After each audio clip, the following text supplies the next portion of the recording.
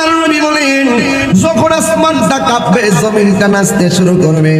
অনেক মহিলা 3 মাসের গর্ভবতী থাকবে কিছু মহিলা 8 মাসের গর্ভবতী থাকবে কিছু মহিলা 5 মাসের গর্ভবতী থাকবে জমিনটা এমন একটা কম্পন সৃষ্টি হবে মার পেটের বাচ্চাটা ডেলিভারি হয়ে মাটিতে পড়ে যাবে এবার স্বামী বলবে কি ব্যাপার আমার স্ত্রীর নিচ দিয়া রক্ত ঝরে কেন সন্তান বলবে কি ব্যাপার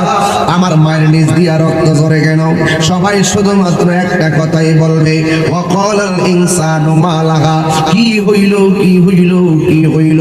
আর জিজ্ঞাসা করো মা ওই সন্তান ডেলিভারির সময় তোমার কেমন কষ্ট হয় মা বলবে পুত্রে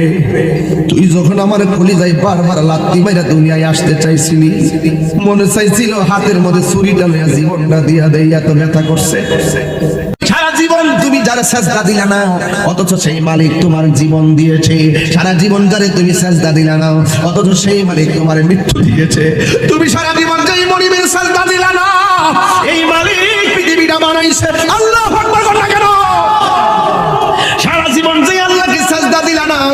ওই আল্লাহই বলবে ইসরাফিল আমার সিংহাটা ফু দিয়া দে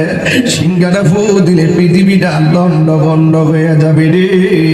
মুর্শিদেরই নামটি ধরো নিজেরই মান ওজন করো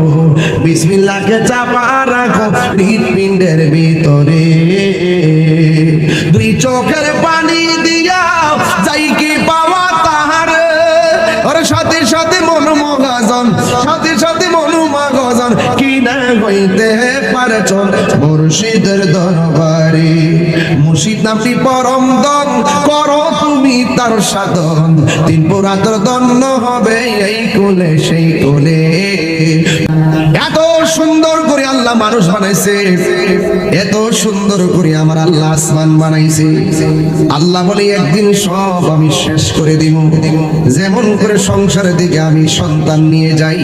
এমন ভাবে গোটা পৃথিবীটা আমি লন্ড বন্ড করে দিব 1 নম্বর এমন একটা সময় আসবে আসমান ছিদ্র হয়ে যাবে আসমানটা ছিদ্র হয়ে যাবে তারকাগুলো খুলে খুলে জমিনে পড়ে যাবে যুবক জমিনের মধ্যে যত নদী আছে সব নদীর মধ্যে ঢেউ উঠে যাবে শান্ত নদী অশান্ত হয়ে যাবে এই দুনিয়ার জমিনে যত পাহাড়গুলো আছে সব পাহাড়গুলো আকাশের মধ্যে তুলার মতন উড়তে থাকবে বন্ধুরা রে আমার